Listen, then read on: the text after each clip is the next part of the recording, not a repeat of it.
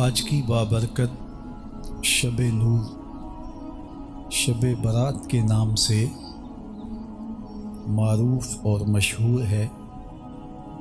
اس بابرکت شب کے دامن میں اتنی برکتیں اور اتنی رحمتیں ہیں کہ اللہ جل شانہ گناہ گاروں کو جہنم کی آگ سے آزاد فرما دیتا ہے۔ ام المومنین سیدہ طیبہ طاہرہ سیدہ عائشہ صدیقہ رضی اللہ تعالی عنہا فرماتی ہیں، ایک دن میں دیکھا کہ حضور میرے حجرہ میں نہیں ہیں، تو میں حضور کو تلاش کرنے نکلی۔ جنت البقیع میں آسمان کی طرف سر اٹھائے حضور اللہ سے التجائیں کر رہے تھے۔ مجھے دیکھا تو ارشاد فرمایا، عائشہ کیا تم نے یہ سمجھا کہ اللہ کا رسول تم سے زیادتی کرے گا؟ فرماتی ہیں، میں نے عرض کی یا رسول اللہ صلی اللہ علیہ وسلم، میں یہ سمجھا شاید آپ کسی زوجائے محترمہ کے حجرہ میں تشریف لے گئے ہیں۔ فرمایا، آج لیلۃ النصف من شعبان کی 15ویں رات ہے، درمیانی شب ہے۔ اس رات کو اللہ تعالی جل شانہ آسمان دنیا پہ نزول اجلال فرماتا ہے اور قبیلہ بنو کلب کی بکریوں کے بالوں سے زیادہ لوگوں کو جہنم کی آگ سے آزاد کر دیتا ہے۔ قبیلہ بنو کلب عرب کا بہت بڑا قبیلہ تھا جو بھیڑ بکریاں پالتے تھے اور لاکھوں کی تعداد میں ان کی بکریوں اور بھیڑوں کے ریوڑ تھے۔ تو اس قبیلے کی بکریوں کے بالوں سے بھی زیادہ گناہ گاروں کو جہنم کی آگ سے آزاد کر دیا جاتا ہے۔ تو یہ وہ بابرکت شب رحمت ہے، شب نور ہے، جس کے دامن میں اتنی برکتیں ہیں کہ کوئی محروم نہیں رہتا۔ صرف وہ بد نصیب لوگ جو شرک میں مبتلا ہیں، جو سخت کینہ پرور ہیں، جو قطع رحمی کرتے ہیں، قاتل ہیں، عادی شرابی یا بدکار ہیں، انہیں اس مبارک رات میں محروم رکھا جاتا ہے، ورنہ اللہ کی رحمتوں کا عموم اس بابرکت راتوں میں اس قدر ہوتا ہے کہ کوئی گناہ گار جو اس کے حضور ہاتھ دعا کے لیے اٹھاتا ہے اور اپنا دامن پھیلا کے اس کی رحمتیں مانگتا ہے، اسے محروم نہیں رکھا جاتا، بلکہ اللہ سب گناہ گاروں کو جہنم کی آگ سے آزاد کر دیتا ہے۔ ایک روایت میں آتا ہے کہ اللہ لیلۃ النصف من شعبان کی 15ویں رات کو آسمان دنیا پہ اپنی رحمتوں سے جلوہ گر ہوتا ہے اور فرماتا ہے کوئی رزق مانگنے والا، میں اس کی جھولیاں بھر دوں، ہے کوئی مغفرت طلب کرنے والا، میں اس کے گناہ معاف کر دوں، ہے کوئی مجھ سے عافیت مانگنے والا، میں اس کو عافیتوں سے نواز دوں، ہے کوئی فلاں چیز مانگنے والا، ہے کوئی فلاں چیز مانگنے والا۔ اس کی رحمتیں آواز دیتی ہیں اور یہ آواز غروب آفتاب سے لے کر کے طلوع فجر تک مسلسل بندوں کو دی جاتی ہے، اور بندے اس کے حضور اگر دستے طلب دراز کریں، اپنی جھولی پھیلائیں، تو اللہ تعالیٰ ان کو ان کے مانگنے سے بھی زیادہ عطا فرماتا ہے۔ اس امت کو اللہ تعالیٰ نے اس طرح کی راتیں دے کر کے مغفرت، بخشش، غفران اور رحمتوں کی فراوانی نصیب کی ہے۔ میرے حضور نے ارشاد فرمایا، ایک شخص صبح سے لے کے ظہر تک مزدوری کرتا ہے، اس کو ایک قیراط ملتا ہے۔ ایک ظہر سے لے کر عصر تک مزدوری کرتا ہے، اس کا وقت تھوڑا ہے لیکن اس کو بھی ایک قیراط ملتا ہے۔ اور تیسرا شخص عصر سے لے کر مغرب تک مزدوری کرتا ہے، اس کو 2 قیراط ملتے ہیں، جبکہ اس کا وقت دونوں سے کم ہے۔ فرمایا، پہلی مثال یہود کی ہے، دوسری مثال نصارہ کی ہے، اور تیسری مثال میری امت کی ہے کہ اس کو تھوڑے عمل پر زیادہ ثواب دیا جاتا ہے۔ تو یہود اور نصارہ نے اس پہ برا منایا تو حضور علیہ السلام نے فرمایا کہ اللہ نے ان کے اجر میں تو کمی نہیں کی، لیکن مسلمانوں کو زیادہ اجر دے دیا، تو یہ اس کی کرم نوازی ہے۔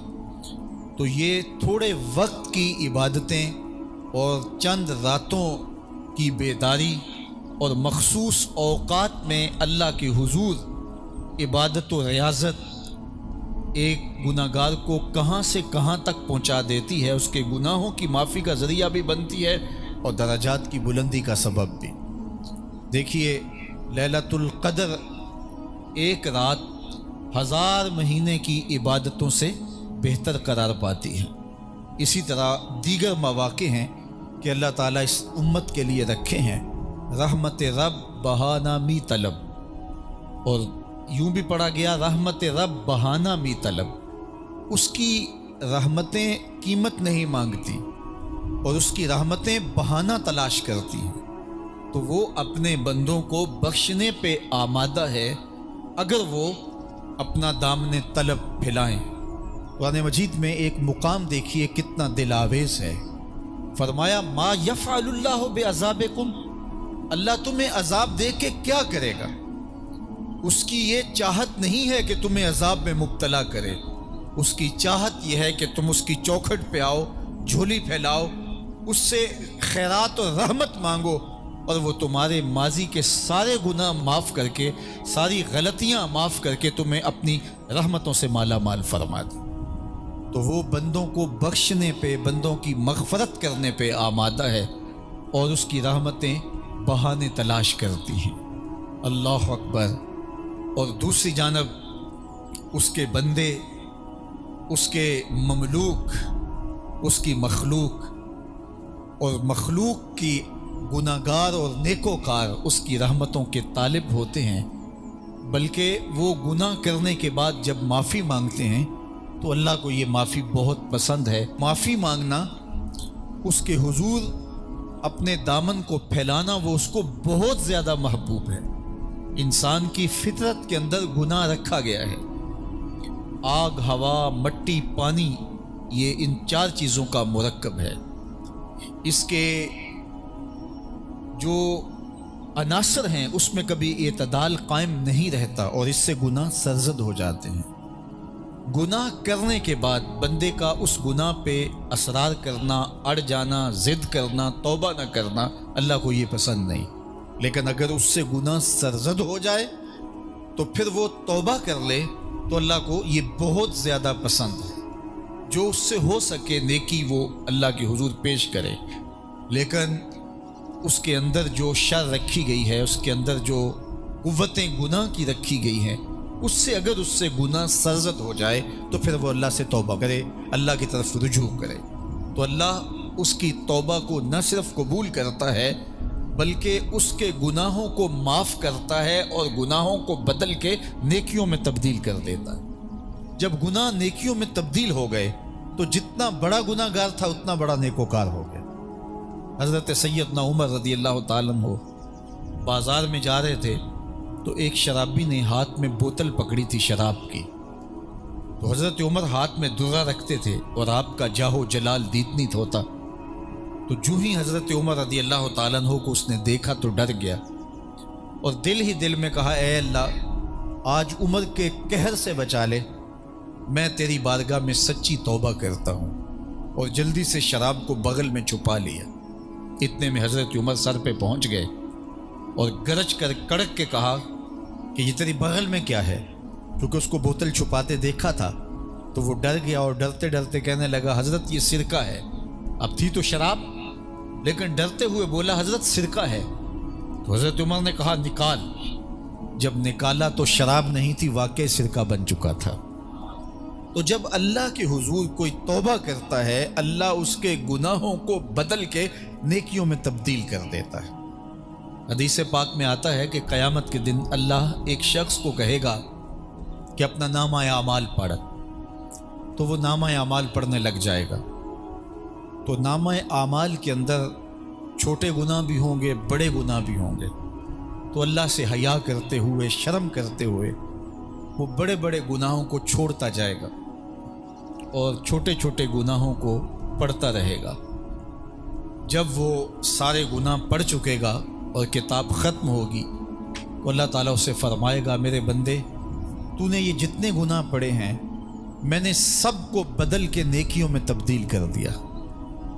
تو بندہ کہے گا، اللہ ابھی تو میرے بڑے بڑے گناہ رہتے ہیں جو میں نے پڑھے ہی نہیں۔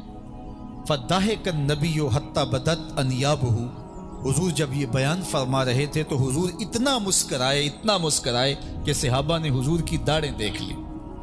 تو پہلے وہ بڑے بڑے گناہ چھوڑے جا رہا تھا، لیکن جب اللہ فرمائے گا کہ میں تیرے گناہوں کو بدل کے نیکیوں میں تبدیل کر دیا، وہ کہے گا ابھی تو بڑے بڑے گناہ رہتے جو میں نے ابھی پڑھے ہی نہیں۔ تو جب کوئی بندہ اس کے حضور توبہ کرتا ہے، اللہ یہ نہیں دیکھتا اس نے گناہ کتنے کیے ہیں، یہ دیکھتا ہے بندہ آیا میری چوکھٹ پہ ہے تو اللہ اس کے پچھلے سارے گناہ معاف فرما دیتا۔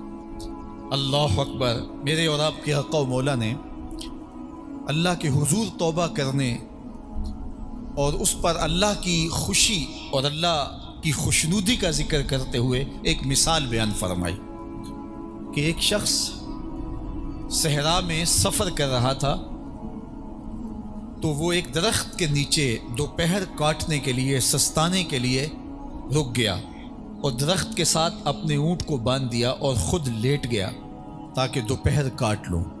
تھوڑی دیر کے بعد جب اس کی آنکھ کھلی تو اس نے کیا دیکھا کہ اونٹ ماں ساز و سامان کے ساتھ غائب ہے۔ اب صحرا میں اونٹ کا گم ہو جانا گویا زندگی چلے جانے کے مترادف ہے۔ تو اس نے دائیں بائیں بھاگ دوڑ کے دیکھا کہ کہیں اونٹ کا نشان مل جائے، لیکن اونٹ کا نشان نہیں ملا۔ تا حد نظر کوئی انسانی آبادی نہیں۔ وہ بھاگا اور تھک ہار کے دوبارہ اسی درخت کے نیچے بیٹھ گیا اور پیاس سے ہلکان ہوا جا رہا تھا اور درخت کے ساتھ ٹیک لگا کے لیٹ گیا اور موت کا انتظار کرنے لگا۔ جن لوگوں نے صحرا کا سفر کیا ہے ان کو اس بات کا اندازہ ہوگا کہ کئی 100 میل تک انسانی آبادی ہی نہیں، اب نہ کچھ کھانے کے لیے بچا نہ کچھ پینے کے لیے بچا، اونٹ بھی غائب ہو گیا، توشہ بھی ساتھ ہی چلا گیا، تو اب ظاہر ہے سیدھی موت ہی نظر آ رہی ہے۔ تو وہ اس درخت کے ساتھ ٹیک لگا کے بیٹھ جاتا ہے اور موت کا منتظر ہوتا ہے۔ تھوڑی دیر کے بعد پھر اس کی دوبارہ آنکھ لگ جاتی ہے۔ جب دوبارہ آنکھ لگتی ہے تو تھوڑی دیر بعد پھر آنکھ کھلتی ہے۔ جب دوبارہ آنکھ کھلتی ہے تو دیکھتا ہے کہ اونٹ جو گما تھا ماں ساز و سامان کے اس کے پاس کھڑا ہے۔ تو صحرا میں اس حالت میں اونٹ کا مل جانا زندگی مل جانے کے مترادف ہے۔ تو وہ اتنا خوش ہوا کہ خوشی کی انتہا نہ رہی، بلکہ مسرتوں کے ہجوم میں درک گیا اور کہنے کیا لگا، اللہم انت عبدی وانا ربک، اے اللہ تو میرا بندہ اور میں تیرا رب۔ کہنا تو یہ تھا کہ تو میرا رب اور میں تیرا بندہ، لیکن مسرتوں کا ہجوم ہی اتنا تھا، خوشیوں کا ہجوم ہی اتنا تھا کہ زبان پہ قابو نہ رہا۔ کسی کے آنے سے ایسے ہوش اڑے ساقی کے، شراب سیخ پہ ڈالی اور بوتل میں کباب۔ کہنا یہ تھا اللہم انت ربی وانا عبدک، لیکن اس قدر خوش ہوا جب بھی تیری قربت کے امکان نظر آئے ہم اتنے خوش ہوئے کہ پریشان نظر آئے۔ تو کہنا یہ تھا کہ اے اللہ تو میرا رب اور میں تیرا بندہ، لیکن خوشیوں کے ہجوم میں وہ کہتا ہے اللہم انت عبدی وانا ربک، اے اللہ تو میرا بندہ اور میں تیرا رب۔ حضور یہ بات بیان کرنے کے بعد صحابہ سے پوچھتے ہیں کہ ذرا بتاؤ اس بندے کو کتنی خوشی ہوئی کہ خوشی میں زبان بھی قابو نہ رہی اور اپنے آپ پہ کنٹرول نہ رہا، اور خوشیوں کے ہجوم میں اسے یہ بھی پتہ نہیں چل رہا کہ وہ کیا بول رہا ہے۔ تو صحابہ نے عرض کی حضور بہت زیادہ اسے خوشی ہوئی۔ تو میرے حضور نے یہ بات کرنے کے بعد ارشاد فرمایا، جس طرح اس کو گما ہوا اونٹ ملا اور اس کی خوشی کی انتہا نہ رہی، تو فرمایا جب کوئی شخص توبہ کرتا ہے اور اللہ کی حضور پلٹ کے آتا ہے، گناہوں سے معافی مانگ کے اس کی دہلیز پہ آتا ہے، میرے حضور نے فرمایا اللہ اس سے بھی زیادہ خوش ہوتا ہے کہ میرا بندہ میری چوکھٹ پہ آ گیا۔ تو وہ یہ چاہتا نہیں کہ میں اپنے بندوں کو عذاب دوں، وہ خود آگ میں چھلانگے لگائے تو اس کی مرضی، اگر گناہ سرزد بھی ہو گیا ہے تو کوئی بات نہیں، معافی مانگ لی جائے۔ آپ نے نام سنا ہوگا محمود غزنوی اور ایاز کا، ان کا باہم محبت کا رشتہ بہت گہرا تھا۔ ایاز ٹوٹ کے چاہتا تھا بادشاہ کو، اب دیگر مصاحبین حسد کرتے تھے، بغض رکھتے تھے، وہ کہتے تھے یہ کوئی کیا اس میں کرشمہ اور کمال ہے کہ بادشاہ اس کو اتنا ہی چاہتا ہے۔ تو بادشاہ جب ان وزراء کا، مشیروں کا حسد حد سے بڑا ہوا دیکھا تو ایک دن سب کو اپنے دربار میں حاضر کیا۔ دربار میں ایک تالاب تھا تو اس میں مٹھی بھر کے موتیوں کی پھینک دی، اور ایک ایک وزیر کو کہا کہ یہ موتی نکال کے لاؤ، اور یہ خیال کرنا کہ تمہارا لباس بھی، تمہارا بدن بھی نہیں بھیگنا چاہیے۔ تو سب نے کہا کہ یہ عجیب بات ہے کہ حوض کی تہہ سے موتی نکال کے لائیں اور لباس بھی نہ بھیگے اور بدن بھی نہ بھیگے، یہ تو لازمی ہوگا۔ پھر دوسرے وزیر کو کہتا کہ یہ موتی نکال کے لاؤ، تمہارا لباس بھی نہیں بھیگنا چاہیے، تمہارا بدن بھی نہیں بھیگنا چاہیے۔ تو وہ آگے سے حجت کرتا یہ کیسے ہو سکتا ہے کہ بدن بھی اور لباس بھی نہ بھیگے اور موتی بھی نکال لاؤں؟ تیسرے کو، چوتھے کو، پانچویں کو، ہر ایک آگے سے حجت کرے، یہ کیسے ہو سکتا ہے؟ پھر ایاز آ گیا تو بادشاہ نے ایاز کو کہا کہ یہ موتی نکال کے لانے ہیں اور تمہارا لباس بھی اور تمہارا بدن بھی نہیں بھیگنا چاہیے۔ ایاز نے فوراً چھلانگ لگائی اور موتی نکالے۔ جب باہر نکلا تو بدن اور لباس پانی سے نچڑ رہا تھا، تو ایسے موتی بادشاہ کو پیش کیے اور بدن کپ کپا رہا تھا۔ تو بادشاہ بڑے غصے سے کہا کہ ایاز تمہارا بدن بھیگ گیا، تمہارے کپڑے بھی بھیگ گئے، میں نے کہا تھا لباس بھی نہیں بھیگنا چاہیے، کپڑے بھی نہیں بھیگنے چاہیے۔ تو ایاز بڑی لجاجت سے عرض کرنے لگا، بادشاہ سلامت، آپ کے دو حکم تھے، ایک یہ کہ موتی نکال کے لانے ہیں، دوسرا حکم یہ تھا کہ لباس اور کپڑے بھیگنے نہیں چاہیے۔ تو ایک حکم میں نے پورا کر دیا ہے، دوسرے کی معافی چاہتا ہوں۔ تو صاحب، اللہ نے حضرت انسان کے سینے میں جذبات کا ایک جہاں آباد کیا ہے، شیطان کو بھی انسان کے پیچھے لگا دیا، اس کی آزمائش کے لیے، اس کے امتحان کے لیے۔ نفس بھی اس کے اندر موجود ہے، اور دوسری جانب اس کو گناہوں سے منع بھی کیا اور نیکی کی تلقین بھی کی۔ اب کتنی مشکل زندگی ہے حضرت انسان کی، آئی جان شکنجے اندر جویں ویلنے دے وچ گنا، کتنی مشکل زندگی ہے۔ خواہشیں ہیں کہ آوارہ ہیں، آرزویں ہیں کہ بے قابو ہیں، اور دوسری جانب اللہ کا حکم ہے۔ اب کیا کرے؟ تو گناہ کرنے کے بعد پھر اللہ کے حضور توبہ کر لے، جو ممکن ہو وہ نیکی کرے، اور گناہ سے مقدور بچنے کی کوشش کرے، لیکن بشری تقاضوں کے تحت اگر اس سے گناہ کبھی سرزد ہو جائے تو اس پر اکڑے نہ اور اس پہ مصر نہ رہے، اس پہ اصرار نہ کرے، بلکہ فوراً اللہ کے حضور توبہ کرے۔ گناہ کرنے کے بعد بندہ جب توبہ کرتا ہے، التائب من الذنب کمن لا ذنب لہ، تو وہ ایسے ہوتا ہے جس طرح اس نے گناہ کیا ہوا ہی نہیں۔ بندہ 100 بار گناہ کر کے توبہ کرے، اللہ 100 بار معاف فرما دے۔ وہ کریم ہے، 70 ماؤں سے زیادہ پیار کرتا ہے۔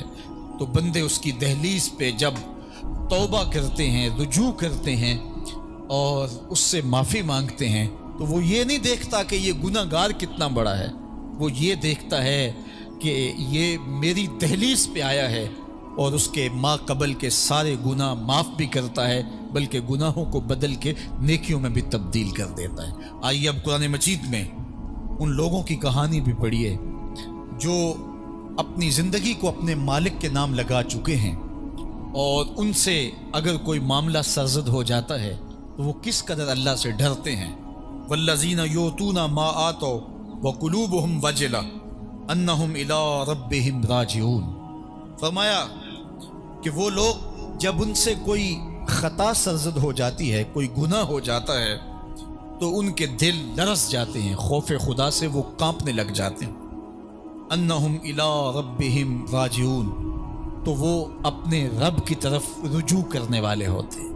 اگر ان سے کبھی کوئی گناہ سرزد ہو جائے، ان سے کوئی غلطی سرزد ہو جائے، تو پھر اس پہ ضد نہیں کرتے، اس پر مصر نہیں ہو جاتے، اس پر حجتیں اور دلیلیں نہیں لاتے، بلکہ وہ کیا کرتے ہیں، فوراً اللہ کے حضور رجوع کرتے ہیں اور معافی مانگتے ہیں۔ اور اللہ کو یہ بہت پسند ہے کہ کوئی مجھ سے معافی مانگے، اور اللہ انہیں معاف کر دیتا ہے۔ अल्लाह अकबर। हज़रत अब्दुल्ला इब्न मसऊद रज़ी अल्लाह ताला अन्हु फरमाते हैं कि मोमिन की ये शान है कि जब वो गुनाह कर बैठे तो वो यूं महसूस करता है जिस तरह पहाड़ तले आ गया है। ये उसकी कैफियत है कि गुनाह करने के बाद, नाफरमानी करने के बाद उसका दिल लरज़ उठता है। व कुलूबुहुम वजला, उनके दिल खौफ खुदा से लरज़ने लग जाते हैं कि हमसे ये गुनाह क्यों सरजद हो गया, ये तो अल्लाह की नाराज़गी का सबब है। तो हज़रत अब्दुल्ला इब्न मसूद फरमाते हैं यूं महसूस करते हैं जिस तरह पहाड़ तले आ गया है और पहाड़ अभी गिर जाएगा और उन्हें कुचल देगा। तो वो जल्दी जल्दी तलाफ़ी करते हैं, तौबा करते हैं, रुजू इल्लल्लाह करते हैं ताकि हमारा गुनाह माफ़ हो जाए। और मुनाफिक की मिसाल भी बयान की गई, जब वो गुनाह करता है तो यूं महसूस करता है जैसे बदन पे मक्खी बैठी थी, हल्के इशारे से उड़ा दी। सवेर से लेकर शाम तक कितनी बार हम अपने बदन पे बैठी मक्खियाँ उड़ा देते हैं और हमें शाम को याद भी नहीं होता कि ये अमल हमने कितनी बार किया है। मैं और आप अपने अंदर उतर करके देख सकते हैं हमारी कैफियत बातिन क्या है। नमाजें छोड़ी, झूठ बोला, ग़ीबत की, चुगली की, किसी का दिल दुखाया, किसी को तकलीफ़ दी, गाली गलोच किया, सब्बो शतम किया, सवेर से शाम तक क्या क्या गुनाह किए। कभी ख्याल भटके, कभी सोचें आवारा हुई, कभी निगाहों ने बदकारियाँ की, कभी ज़ुबान ने जुर्म किए और शाम को हमें याद भी नहीं होता कि आज हमने क्या क्या जराइम किए, आज हमने क्या क्या गुनाह किए। अगर हमारी ये कैफियत है तो ये अमली निफाक है कि बदन पे मक्खी बैठी और उड़ा दी।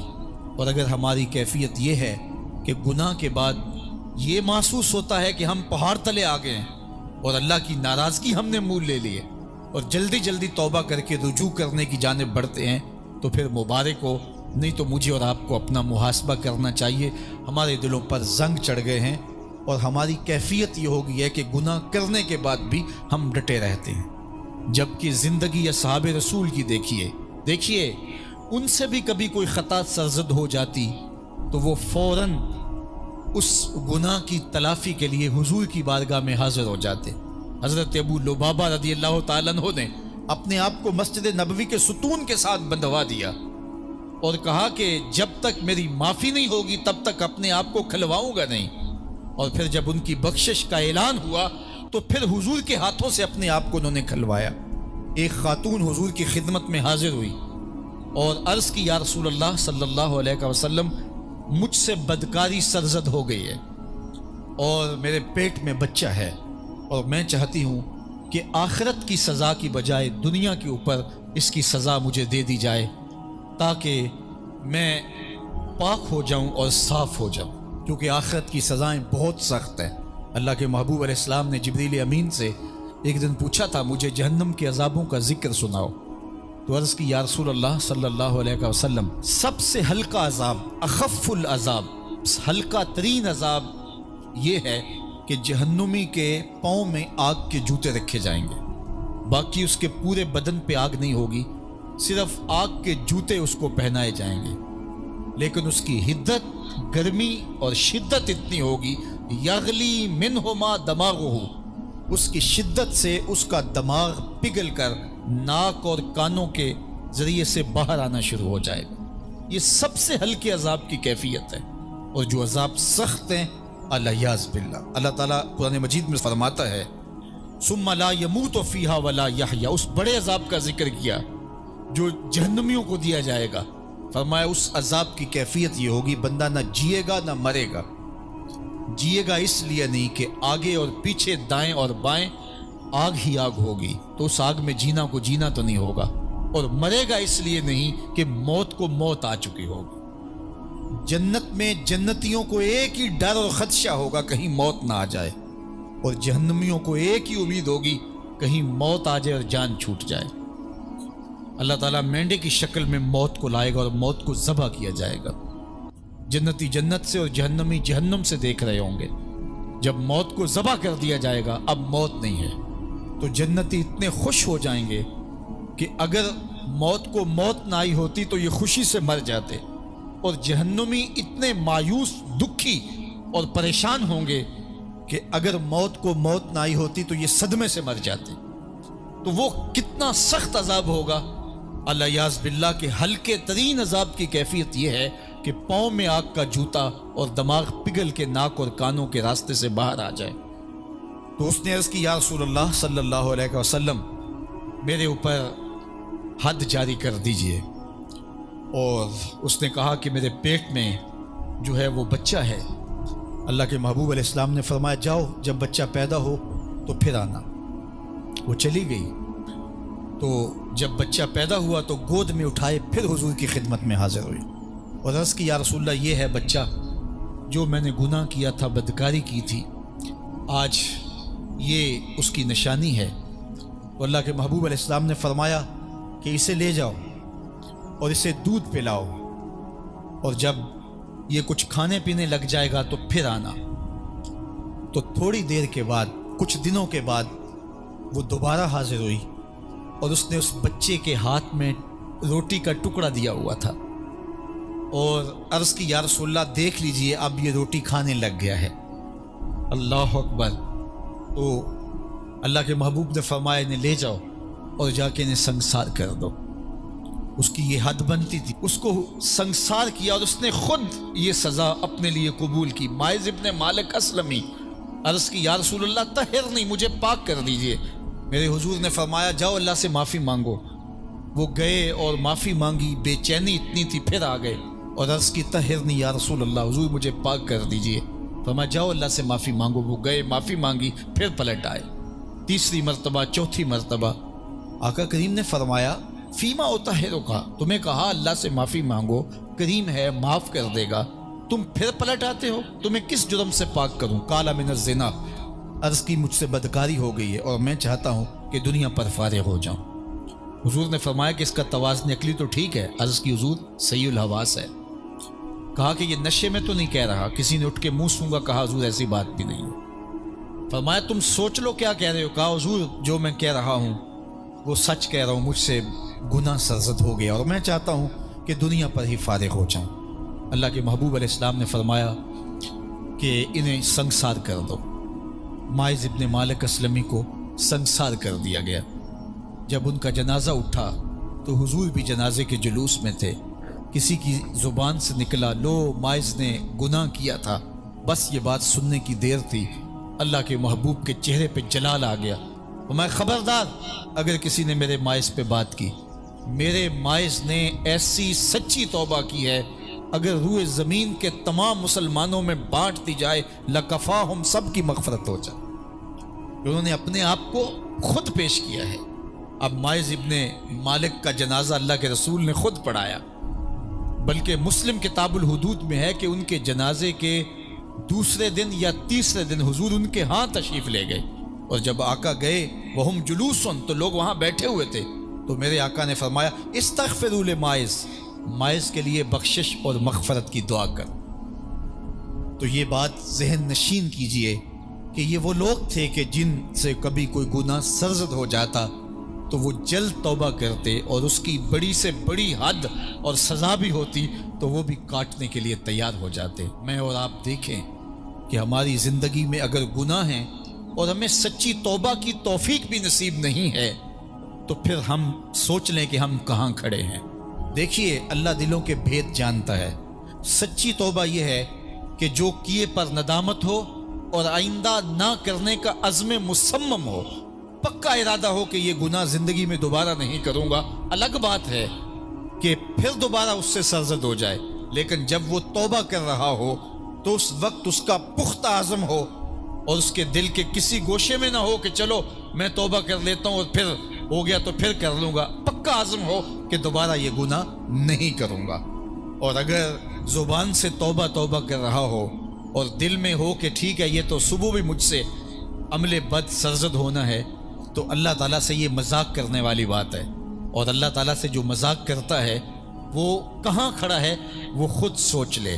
وہ کیا کسی نے کہا تھا کہ توبہ کی پھر توبہ کی، پھر توبہ کر کے توڑ دی، میری اس توبہ پہ توبہ توبہ توبہ کر اٹھی.